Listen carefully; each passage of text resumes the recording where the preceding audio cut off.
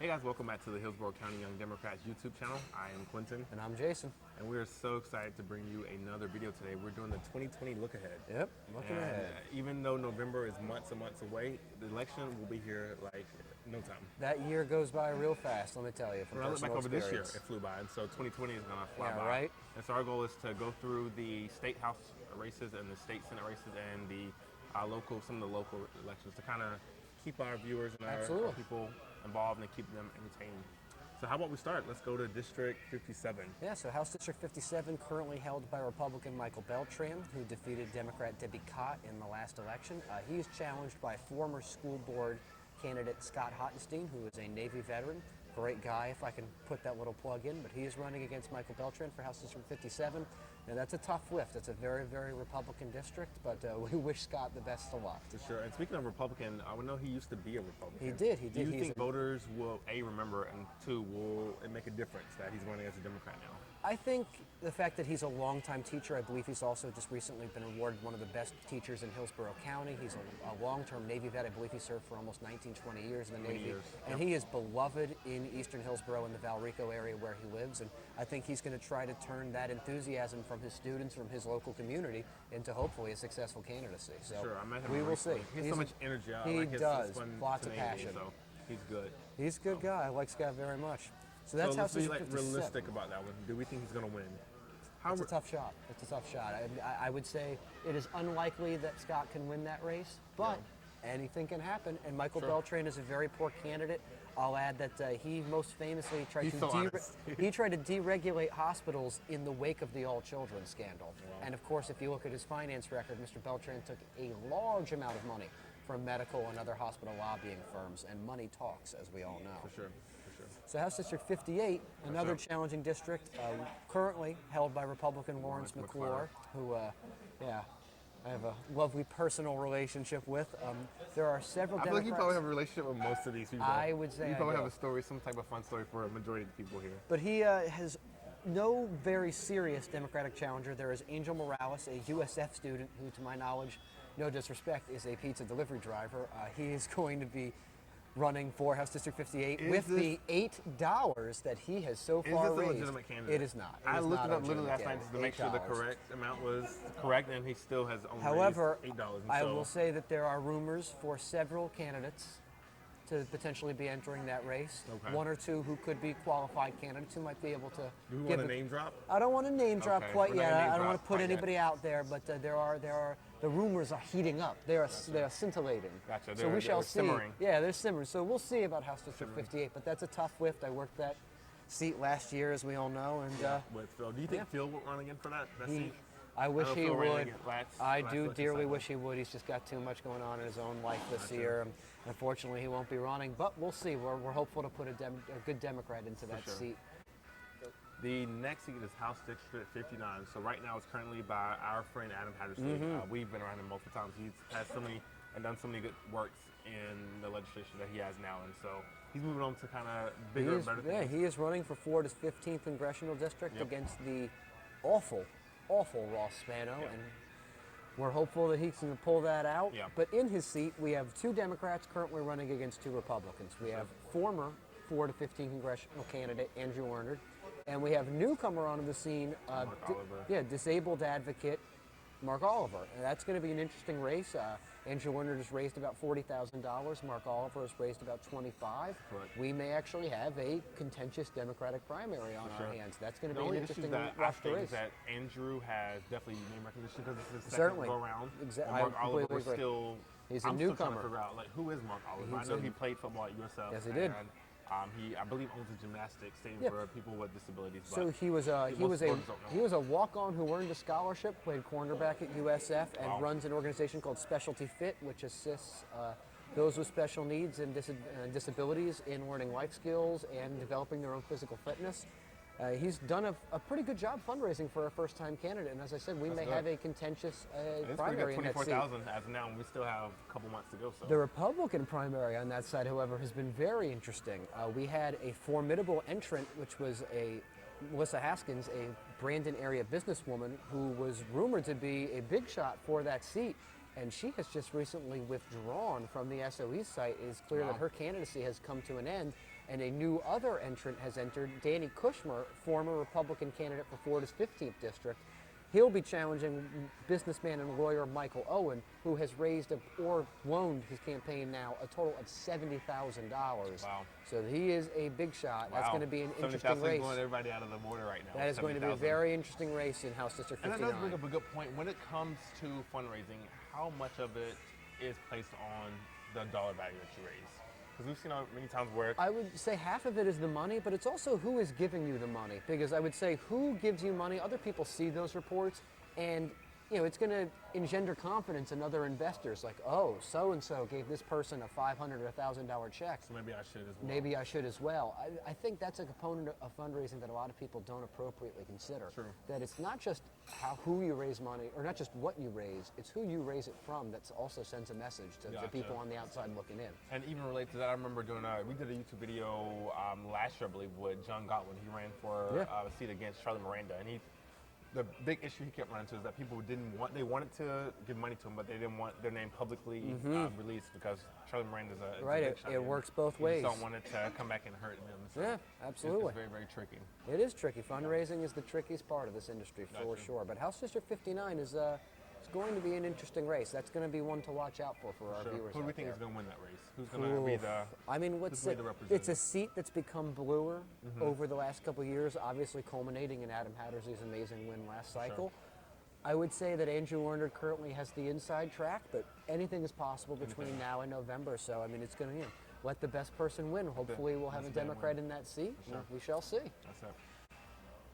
And then next we have House District 60 with Representative Jackie Toledo. That is going to be a very interesting race. She is going to be challenged perhaps by her most formidable candidate so far. She's won 2 successful races against David Singer and Deborah Belanti. But Julie Jenkins is very well known in South Tampa, beloved by many. And she may be able to give Jackie Toledo the run for her money that no other candidate has been quite successful in achieving. I live in South Tampa, and I keep hearing her name. And I believe she did an article with the Tampa Bay Times declaring that she's running, but I looked at the DOS website last night, and still, I think no declaration. So the rumor is out, but it's not official. We shall see. You think there's a chance she'll pull back from that? I don't think so. Has raised a lot of money. A considerable amount of money, but she has a scandal of her own. Her ex-husband has fled the country. I don't know anything about this. Her ex-husband has currently fled the country and is in violation of federal charges I believe, for embezzlement of monies that he came into in his time as an immigration and other attorney. So we shall see how that race shakes out. House District 60, another race I would encourage our viewers to keep their eye on. And if you live in South Tampa, get involved. Sure. Julie Jenkins could use all the help that she can get. Sure, especially from the last election in 2018. Deborah Belanti got close. I believe she lost by about 3%. But as far as fundraising, she's definitely way behind. Jackie Toledo spent over $360,000, while fundraising machine. Belanti only spent about $79,000. So she's a money machine. She's a money machine, that's for certain. Who do you think is going to win that race overall? I think it's the same thing with House District 59. It is a seat that is getting bluer. Anybody's guess. Jackie Toledo raises a lot of money. It's yet to be seen if Julie Jenkins can competitively fundraise. She needs to foul first. Yeah, and if she does, you know what? Listen, again, I would tell anybody who's willing to listen, anything is possible between now and November. It's a marathon, not a sprint. That's it. I like that. So my money's on. I really want Julie Jenkins to win, but if I had to go the safe route, I would have to go with Jackie Toledo. She's got the inside track, but we shall see. We shall see. Next, we have House District 61. This is by our friend Diane Hart. Yeah, currently we are sitting in House District 61 right now. She is untouchable, beloved in the community. The community loves her. Loves her. Miss D, man, Miss D. To her tremendous credit, people who I know who work alongside her in Tallahassee call her the hardest working legislator in Hillsborough County. And a big shout out to Miss D and her team if they're listening. They have done an amazing job as a constituent. Very proud of the job you're doing, Miss D. Thank you so much for representing us honorably in Tallahassee. Love that. So I think she'll probably have an easy victory. Will not be touched. Gotcha. She's going to go smooth sailing right in, which takes us to House District 62. Not quite the same story. Yeah. We are going to have a contentious Democratic primary. Those are my favorite, though. Yeah, sometimes yes, sometimes no. This one's going to be interesting. Right now, this is currently held by Susan Valdez, yes. What are your thoughts on Susan? Susan is going to have a race on her hands. She has made a lot of friends and also a lot of enemies, and we'll see how that shakes out. Lori Rodriguez, the wife of Bill Person, former school board candidate and long-term teacher herself, Ms. Rodriguez, has filed to challenge her for House District 62. Oh, she's officially filed. I believe she has, in fact, officially filed. And so now we shall wait and we shall see. This is going to be an interesting one. House District 62 had a very contentious primary last cycle between Michael Alvarez, Chris Cano, and Representative Valdez. Correct. And so we shall see how this we shall see how this shakes out. Another race for our viewers to certainly pay attention to. And then after that, we have House District 63. This is currently held by Pinterest Driscoll. The one and only. She's a sweetheart. She is just genuinely incredible. Yeah. Everybody who knows her thinks the world of her. We are lucky to have her representing us here in Hillsborough County, and she is going to go untouched. I think she has in really that high race. approval ratings, so I don't see anybody challenging her. She is beloved, and she just beat the best candidate that could have ever been put against her. She beat a Republican incumbent. That's huge. No one's coming after her. That's like really huge for our viewers at home. Absolutely. Like, that doesn't happen all the Pinterest time. Driscoll, star to watch. That's a shining star right there. But she's there. raising money as if she's ready for a challenger. She's already raised $75,000. Oh yeah, so in case someone comes in later, like she's prepared, she's loaded. Pinterest is like Keanu in the Matrix, man. She's locked and loaded. She's ready to go.